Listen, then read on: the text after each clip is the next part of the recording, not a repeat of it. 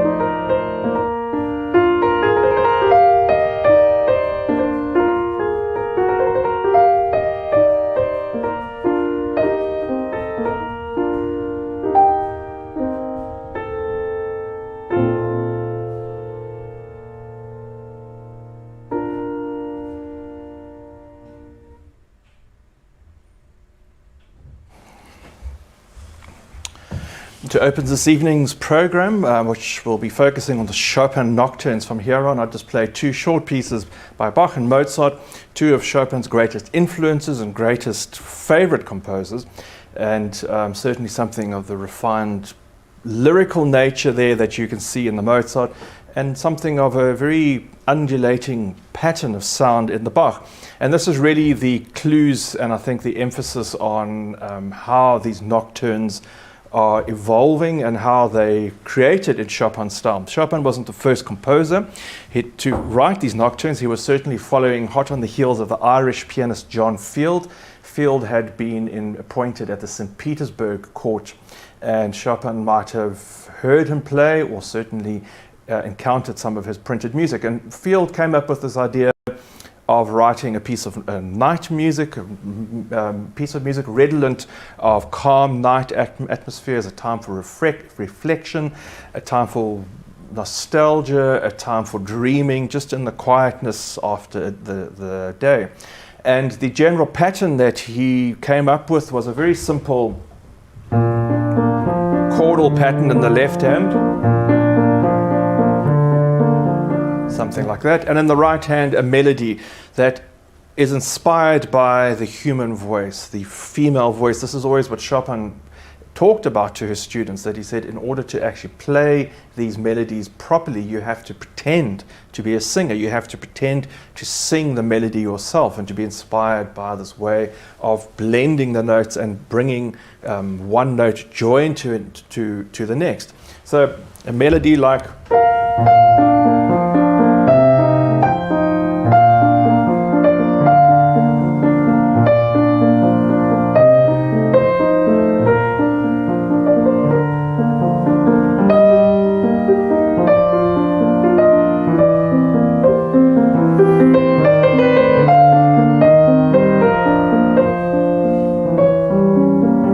actually one of Field's nocturnes, something along those lines.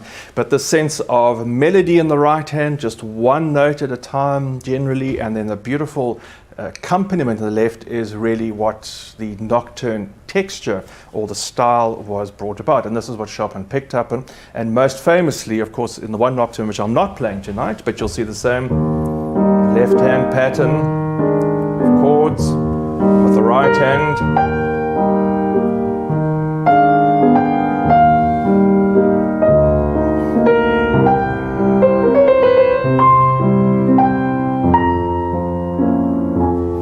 This idea of the singer gently singing out into the opera hall or the concert hall with an undulating accompaniment of the orchestra behind. So I'm going to play these pieces all together as one set without interruption. There are 6 of them. I'm going to start off with the first and the published nocturnes, opus 9, number 1. A beautiful atmosphere. You'll hear these simple little cascades of sound and this recollection of a melody towards the end. And the last one is the opus 62, number 2, which is composed really in the last years of Chopin's life. And you'll see how the style of his writing, the style of the richness and the detail and the intensity of the nocturne writing has changed quite considerably. In between that, you'll hear moments of richness and voluptuous singing in the F major nocturne, the mysterious night music of the C sharp minor nocturne, a nocturne in A flat, which I don't play very often, which almost has a waltz-like feel to it. One of my favorites in F minor, opus 55, and then this last very resigned but very richly jeweled at the same time nocturne in E major, opus 62, number 2.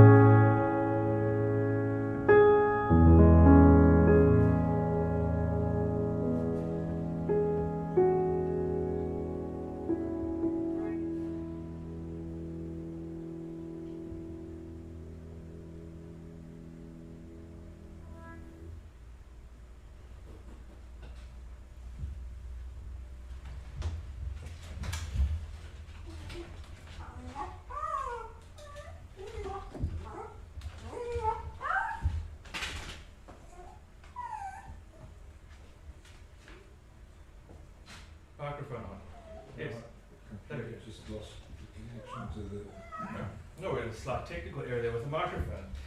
Well, you can't really have anything after that, so that does bring us to the end of this evening's session. Those were 6 Chopin Nocturnes that I played. I think they are such ravishing music.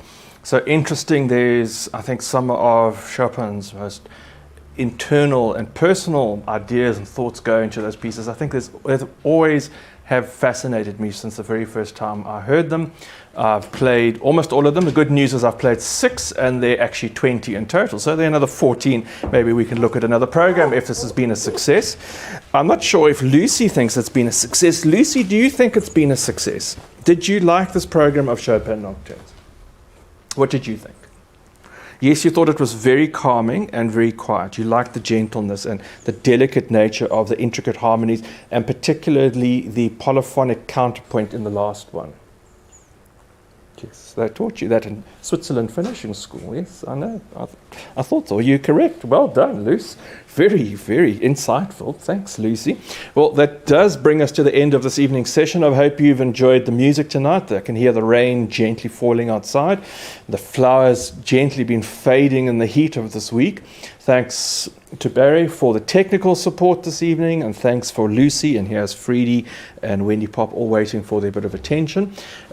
Just a reminder then that our live streams will start an hour later at 7 p.m. from next week, Wednesday, the 9th of February. We look forward to seeing you then. I have a program of new music that I've been working on for some time, so a whole selection of different ragtime tangos and classics from all over the place, and a whole new selection of pieces. I hope you're going to enjoy it. And then next week we'll be back with some music by Mozart, Haydn and Beethoven and Schubert, hopefully, if all goes well. Let's see who else. Frieda, do you want to come and say hello? I know everyone loves to see all the girls. I feel terribly left out. Yes, hello, Frieda. Oh, let's look how you've got always want to have a very, yes, you're very ticklish, so you want to strain your neck. Yes, there we go. Oh, but Lucy's very jealous. Lucy wants to come back. Let's just have little Wendy Pop. Wendy Pop's got to have the waggy tail. There's the waggy tail. Show everyone your waggy tail, Wendy Pop. Hello, Wendy Pop. Yes. Do you enjoy the music? Yes, but now, Lucy's getting very demanding. Okay, off you go, girls. Thank you, everyone, for joining us tonight. Look forward to seeing you on Wednesday and next week. Look after yourself. Stay well. Keep well. We'll see you then.